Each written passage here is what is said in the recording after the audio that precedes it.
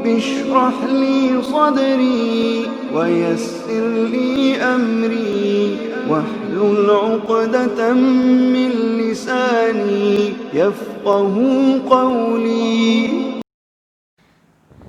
السلام علیکم. I am the Islamia teacher of SMPS. آج میں آپ کو کلاس 2 کے سبق نمبر 1 اللہ تعالیٰ سب دیکھتا اور سنتا ہے کی وضاحت کروں گی. یہ سبق جس میں بتایا گیا ہے کہ یہ دنیا اللہ تعالیٰ نے بنائی ہے اور اس دنیا میں اس نے ہمیں بے شمار نعمتیں اور رشتے دیے ہیں، لیکن اس دنیا میں اللہ تعالیٰ نے انسان کو بے مقصد کاموں کے لیے پیدا نہیں کیا، بلکہ اس کے ذمے کچھ ذمہ داریاں لگائی ہیں، کچھ فرائض کی ادائیگی ہے جو انسان کو ہر حال میں کرنی ہے. اللہ تعالیٰ نے انسان کو اپنی عبادت کے ساتھ ساتھ رزق حلال کمانے، علم حاصل کرنے اور ماں باپ کے اور رشتہ داروں کا خیال کرنے کے لیے، بیماروں غریبوں کی مدد کرنے کے لیے اس دنیا میں بھیجا ہے. انسان کو فرشتوں سے کہیں زیادہ کام انجام دینے ہیں، اسے اچھے کام کرنے ہیں اور برائی سے بچنا ہے.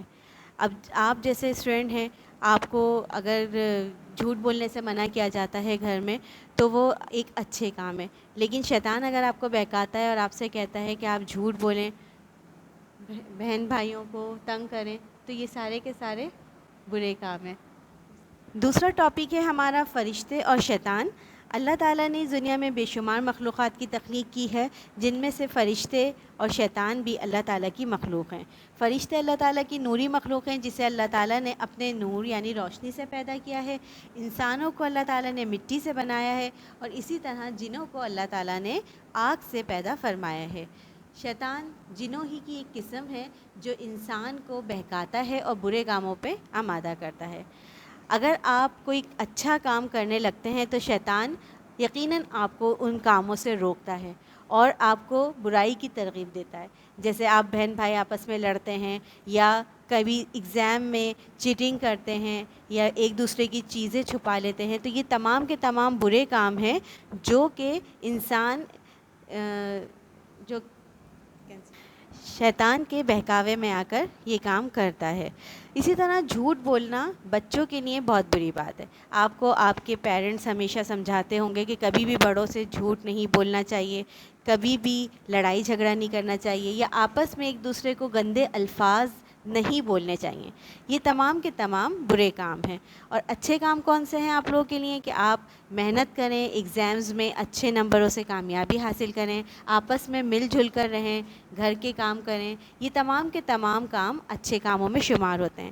اگر کبھی آپ کو ایسا محسوس ہو کہ شیطان جو ہے وہ آپ کو بہکا رہا ہے یا آپ کے دل میں کوئی وسوسہ ڈال رہا ہے، تو ایک چھوٹی سی دعا اللہ تعالیٰ نے بتائی ہے جس کو پڑھ کر آپ شیطان کی مکاری سے محفوظ رہ سکتے ہیں، اور وہ ہے لا حول ولا قوت الا باللہ العلی العظیم، جس کا ترجمہ ہے گناہوں سے بچنے کی طاقت اور نیکی کرنے کی توفیق صرف اللہ ہی کی طرف سے ہے جو بڑی عظمت والا ہے.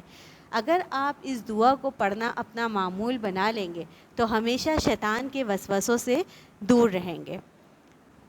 اسلامیات کی بک کے پیج نمبر 7 پر آپ کے پاس اچھے اور برے کاموں کی ایک فہرست موجود ہے، جسے دیکھ کے آپ کو اندازہ ہو سکتا ہے کہ اچھے کام کون کون سے ہیں جو آپ کو پرفارم کرنے ہیں اور برے کام کون کون سے ہیں جن سے آپ کو دور رہنا ہے یا جو آپ کے پیرنٹس، آپ کے ٹیچر آپ کو منع کرتے ہیں. ٹھیک ہے بیٹا؟ اچھا، اچھے کام کون ہے؟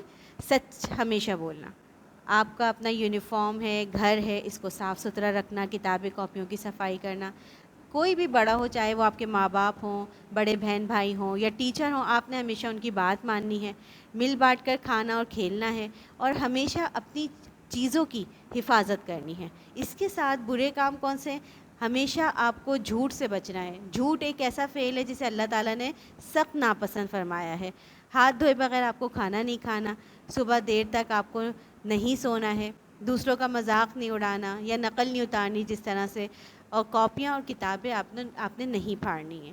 صحیح. اسی طرح حکیم لقمان کا ایک واقعہ آپ کی بک میں موجود ہے پیج نمبر 6 پر، جس میں لقمان حکیم نے اپنے بیٹے کو نصیحت کی ہے کہ کبھی بھی اللہ تعالیٰ کے ساتھ کسی کو شریک نہیں بنانا ہے اور اپنے ماں باپ کا ہر حال میں شکر ادا کرنا ہے. اگر کوئی بھی چھوٹا سے چھوٹا کام آپ انجام دے رہے ہیں تو یہ سوچ کر انجام دیں کہ وہ اللہ کی نظر سے چھپا ہوا نہیں ہے، بلکہ آپ کے چھوٹے سے چھوٹے کام پر، فعل پر اللہ تعالیٰ کی نظر ہے. وہ ہر چیز پر قادر ہے، اسے ہر بات معلوم ہو جاتی ہے، اور وہ آپ کی شہرک سے بھی زیادہ قریب ہے.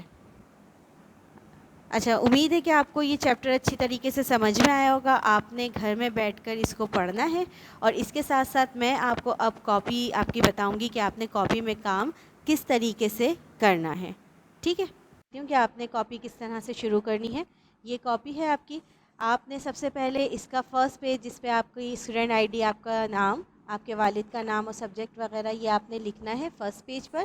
اس کے بعد سیکنڈ جو آپ نے کام کرنا ہے وہ آپ نے پوری کاپی کو سیریل کرنا ہے. یہاں آپ دیکھیے صفحہ نمبر مینشن ہے.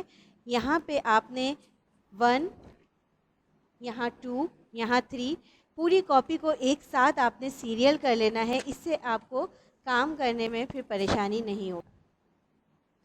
صفحہ نمبر 1 پر آپ نے سب سے پہلے جس تاریخ کو بھی آپ نے اسلامیت کا کام شروع کیا ہے وہ ڈیٹ مینشن کرنی ہے. بلو کلر سے آپ نے میقات اول کا ٹائٹل پیج بنانا ہے. یہ آپ نے بولڈ کر کے صفحہ نمبر 2 پر سبق کا نام اللہ سب دیکھتا اور سنتا بلو کلر سے آپ نے لکھنا ہے. 3 پر آپ نے عنوان اللہ سب دیکھتا اور سنتا ہے. ایک لائن چھوڑ کر سوالات و جوابات کی آپ نے ہیڈنگ ڈالنی ہے. یہ تمام کام بلو کلر سے ہوگا. اس کے بعد آپ کے ورک میں جو آپ کو سوال نمبر 1 دیا گیا ہے وہ آپ بلو کلر سے لکھیں گے، یہ دنیا اور اس کی ہر چیز کس نے بنائی ہے. پینسل سے آپ اس کا جواب لکھیں گے، یہ دنیا اور اس کی ہر چیز اللہ تعالیٰ نے بنائی ہے. اسی طرح سے آپ نے ٹوٹل 8 کویسچن اس سبق سے ریلیٹڈ وہ آپ نے کمپلیٹ لکھنے ہیں. صحیح. سبق نمبر 2 ہے آپ کا نماز اسلام کا اہم رکن. آپ نے سب سے پہلے اس سبق کا ٹائٹل پیج بنانا ہے. یہ بلو کلر سے بنے گا اور بولڈ اس کی رائٹنگ ہوگی. پیج 9 سے 12 تک سوال نمبر 9 سے لے کر سوال نمبر 12 تک آپ نے یہ تمام work as it is copy کرنا ہے. کویسچن نمبر 13 کو آپ نے فوٹو اسٹیٹ کروانا ہے جس میں ارکان نماز ہیں آپ کے سامنے. ان کو آپ نے پیسٹ کرنا ہے کاپی میں، اور بلو کلر سے جو بھی ارکان ہے اس کا نیچے نام لکھنا ہے. سب سے آخری سوال آپ کا حصہ قرآن و حدیث کا ہے جس میں آپ کے سامنے سورہ فیل کا ترجمہ موجود ہے. آپ نے بلو کلر سے سورہ فیل کی ہیڈنگ ڈالنی ہے، سورہ فیل کا ترجمہ، اور پینسل سے جو ترجمہ آپ کے پاس موجود ہے اس کو ایز اٹ از کاپی کر دینا ہے. ٹیکسٹ بنانے کا طریقہ آپ دیکھ لیجئے. سب سے پہلے آپ کو ڈیٹ دی گئی ہے. آپ نے جس ڈیٹ پہ کام شروع کیا اللہ سب دیکھتا ہے اور سنتا ہے کہ آپ نے وہ ڈیٹ ڈالی، لیسن اور ٹاپک کا نام لکھا، اور جتنے پیجز میں آپ کا یہ کام آیا ہے پیج نمبر 3 سے 7 تک یا جو بھی آپ نے اس کو یہاں پر مینشن کر دینا ہے. سیکنڈ چیپٹر آپ کا نماز کا ہے. آپ نے ایک لائن چھوڑ کے اسے مینشن کیا. جس ڈیٹ سے آپ نے نماز اسٹارٹ کی تھی آپ نے وہ ڈیٹ ڈالی، اور ان کے پیج نمبر جتنے پیجز میں نماز کا کام آئے گا آپ نے وہ یہاں پہ مینشن کر دینا ہے. تھرڈ جو آپ کا ہے وہ حصہ قرآن و حدیث ہے. آپ نے ڈیٹ ڈالنی ہے اور ان کو پیجز کو. اب میں آپ کو 2 کلاس کے سبق نمبر 2 نماز کے بارے میں بتاؤں گی. سبق کا نام ہے آپ کے نماز اسلام کا اہم رکن. رکن کیا چیز ہوتی ہے؟ رکن کا مطلب ہے کسی بھی چیز کی بنیاد، یا اس کو آپ پلرز بھی کہہ سکتے ہیں. جس طرح سے کوئی آپ نے عمارت دیکھی ہے جو کبھی بھی اپنے پلرز کے بغیر، اپنے ستونوں کے بغیر قائم نہیں رہ سکتی، اسی طرح اسلام کا ہے کہ اسلام اپنی بنیادی 5 اراکین کے بغیر، ان پر عمل کیے بغیر مکمل نہیں ہو سکتا. اور وہ 5 اراکین کیا ہیں؟ سب سے پہلے کلمہ طیبہ، اس کے بعد نماز، روزہ، زکوٰۃ اور حج. یہ 5 بنیادی اراکین ہیں جن کی ادائیگی ہر مسلمان پر فرض ہے، اور ان پر یقین رکھنا ہر مسلمان پر لازم ہے. ان 5 میں سے اگر کسی ایک ستون بھی میں بھی آپ کی کمی آ جائے گی تو آپ کا جو دین ہے، آپ کا جو مذہب ہے وہ کمپلیٹ نہیں ہو سکتا. اچھا، اس کا جو سب سے اہم رکن ہے وہ ہے نماز. نماز کے بارے میں آج میں آپ کو اس چیپٹر میں بتاؤں گی. اللہ تعالیٰ نے تمام دنیا کے مسلمانوں پر نماز پڑھنا فرض کیا ہے اور اسے جنت کی کنجی بتایا ہے. کنجی یعنی جنت کی چابی بتایا ہے. ہمیں روزانہ دن میں 5 وقت کی نماز کی ادائیگی کرنی ہے اپنے مقررہ وقت پر. بک کے پیج نمبر 10 پر آپ کے پاس ٹاپک ہے نماز کی رکعتیں، جس میں آپ کو بتایا گیا ہے کہ کس نماز میں آپ کو کتنی رکعتیں ادا کرنی ہیں اور کون کون سی فجر کی نماز میں آپ نے 2 سنت اور 2 فرض پڑھنی ہے۔ ظہر کی رکعت نماز میں آپ کو 4 سنت، 4 فرض، 2 سنت اور 2 نفل پڑھنے ہیں۔ عصر کی نماز کی رکعتیں 4 سنت، 4 فرض۔ مغرب کی نماز میں آپ نے 3 فرض، 2 سنت اور 2 نفل پڑھنے ہیں۔ اسی طرح عشاء کی نماز میں 4 سنت، 4 فرض، 2 سنت، 2 نفل، 3 وتر اور 2 نفل پڑھنے ہیں۔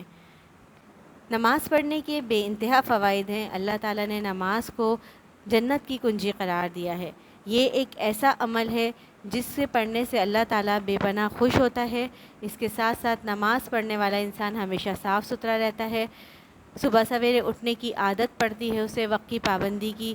5 وقت وضو کرنے سے آپ بہت سے جراثیم سے بھی پاک رہتے ہیں، اس کے علاوہ صاف ستھرے رہتے ہیں۔ اور ایک بات کہ نماز پڑھنے والا ہمیشہ برائی سے دور رہے گا۔ جس وقت وہ وضو کی حالت میں ہو یا نماز کی حالت میں ہو تو وہ ہر برائی سے بچتا ہے۔ اسی طرح شیطان اس کو نہیں بہکاتا یا وہ شیطان کے بہکاوے میں نہیں آتا۔ نماز کی ادائیگی ہر مسلمان پہ فرض ہے۔ 7 سال کی عمر سے نماز آپ پر فرض ہو جاتی ہے۔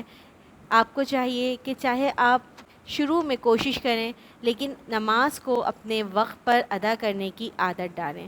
نماز میں ہنسنا نہیں چاہیے یا کوئی بھی ادھر ادھر کی بات نہیں سوچنی چاہیے۔ نماز کو انتہائی اطمینان اور آہستگی سے پڑھنی چاہیے۔ نماز پڑھنے والا انسان ہر وقت صاف ستھرا رہتا ہے اور نماز کے لیے ایک شرائط ہے کہ آپ کا لباس اور جس جگہ آپ نماز کی ادائیگی کر رہے ہیں وہ جگہ صاف ستھری ہونی چاہیے۔